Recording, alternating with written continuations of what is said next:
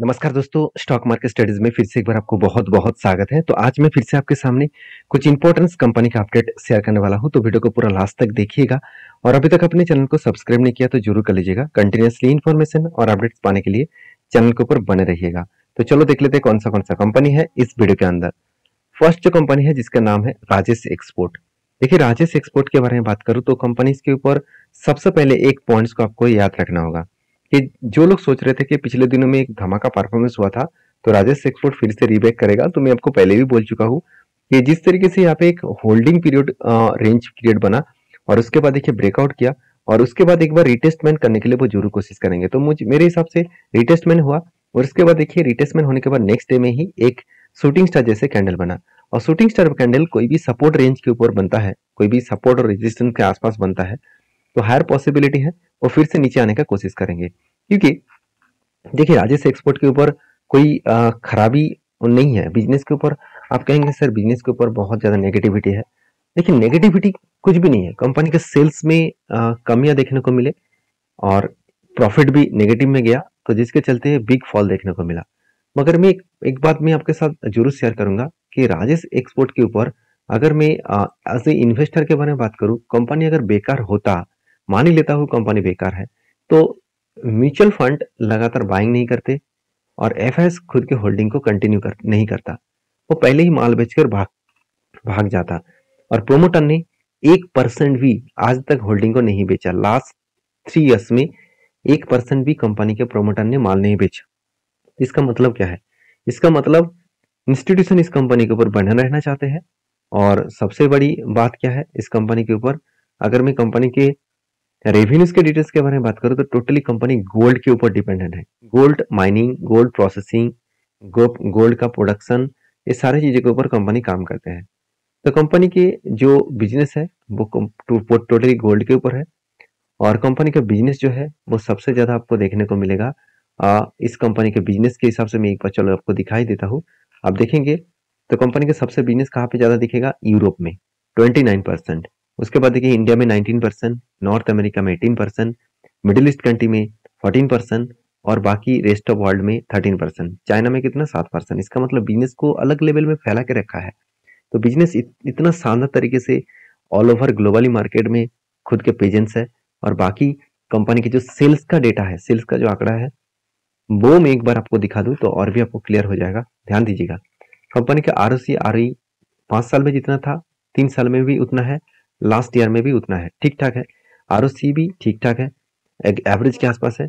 Company का depth एकदम कम है। जो सबसे बड़ा वीकनेस है वो है इसका नेट प्रॉफिट। प्रॉफिट ग्रोथ बहुत नेगेटिव है, जिसके चलते कंपनी के ऊपर प्रेशर बना हुआ है। अगर मैं क्वार्टरली रिजल्ट के बारे में बात करूं तो देखिए सेल्स पिछले सालों की तुलना से कंपनी का सेल्स कम हुआ मान लेता हूं, मगर पिछले क्वार्टर्स को कंपनी बीट करके डबल के आसपास कंपनी का सेल्स देखने को मिले। अभी देखिए कंपनी के एक्सपेंस भी कंट्रोल में रखा, उस बेसिस में कंपनी का नेट प्रॉफिट 422 करोड़ से अभी कितना सिर्फ 12 करोड़ बना। इसका मतलब जो नेट प्रॉफिटेबिलिटी है वो 12 करोड़ तक आपको देखने को मिला। तो मैं जरूर कहूंगा जो नेट प्रॉफिट है वो कुछ अलग लेवल में प्रॉफिट लेवल को कम किया है। बहुत हद तक कंपनी का नेट प्रॉफिट कम हुआ, जिसके चलते ही कंपनी के शेयर में एक बिग प्रेशराइज देखने को मिला।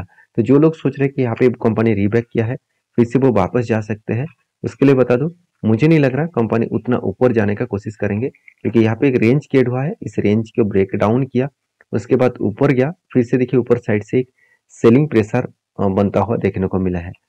बाकी क्या होगा वो तो आपको दिखाई जाएगा। अगर वो कंपनी रिवर्सल करे यहाँ पे, अगर कब बनाए और उसके बाद एक बार पैटर्न हैंडल पैटर्न क्रिएट करे तो कुछ पॉजिटिव डिसीजन बन सकता है। तो इसके लिए मेरा जो पहले एंट्री था वो उसी एंट्री को मैं कंटिन्यू करूंगा। अभी फिलहाल के लिए मैं कोई भी फ्रेश एंट्री नहीं लेने वाला हूँ। बाकी आप समझदार है, समझदारी से काम लीजिए। तो नेक्स्ट जो कंपनी है उसके बारे में बात करूँ, उसका नाम है एवेन्यू सुपरमार्ट। एक्चुअली कंपनी का नाम है डीमार्ट। तो डीमार्ट के बारे में बहुत सारे लोगों का कंफ्यूजन है कि सर शेयर में इतना बड़ा फॉल देखने को मिला और शेयर ऊपर ही नहीं जा रहा है तो क्या करूं। देखिए हम लोगों को प्रॉब्लम क्या है जानते हैं? शेयर ऊपर जा रहा है मतलब कंपनी अच्छा है और शेयर गिर रहा है मतलब कंपनी बेकार है। तो यही हमारा सबसे बड़ा प्रॉब्लम है। तो मैं आपको बता दूं कंपनी के ऊपर जो लोग सोच रहे हैं कि कंपनी बेकार है उसके लिए बता दूं, एक बार कंपनी के डेटा में आपको साथ शेयर कर लूं तो आपको पता चलेगा कि कंपनी में ग्रोथ किस तरीके से है। आप देखेंगे तो आरओई रिटर्न ऑफ इक्विटी जो 5 साल में जितना था करंट ईयर में उससे भी ज़्यादा है। आरओसी जो 5 साल में जितना था 1 साल में उससे भी ज़्यादा है। डेप्थ एकदम ज़ीरो है और कंपनी का जो लेटेस्ट प्रॉफिट मार्जिन है वो भी देखिए 5% के आसपास से ग्रोथ हो रहा है। तो एफएमजी सेक्टर में बहुत ज़्यादा कंपटीशन होता है। तो उस सेक्टर में रिटेल बिजनेस में बहुत ज़्यादा कंपटीशन होता है।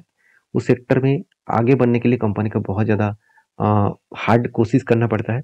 तो मेरे हिसाब से कंपनी कोशिश भी कर रहा है, क्योंकि कंपनी के क्वार्टर रिजल्ट में कभी भी आपको कमियां देखने को नहीं मिलेगा। 11,000 करोड़ से 13,000 करोड़ तक देखने को मिला। इसका मतलब सेल्स में अभी भी कुछ इस तरीके से सिचुएशन देखने को मिले हैं। सेल्स ज़्यादा हुआ, एक्सपेंस को कंट्रोल किया और नेट प्रॉफिट 590 करोड़ से 690 करोड़ देखने को मिला। इसका मतलब एक अलग लेवल का नेट प्रॉफिटेबिलिटी ग्रोथ देखने को मिले है।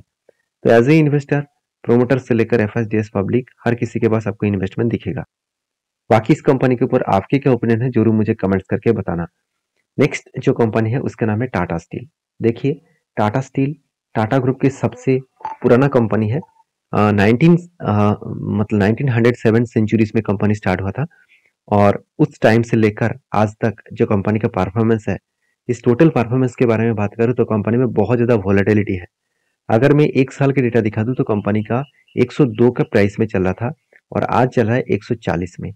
मतलब ज़्यादा जर्नी तो नहीं हुआ मगर पॉजिटिव जर्नी है।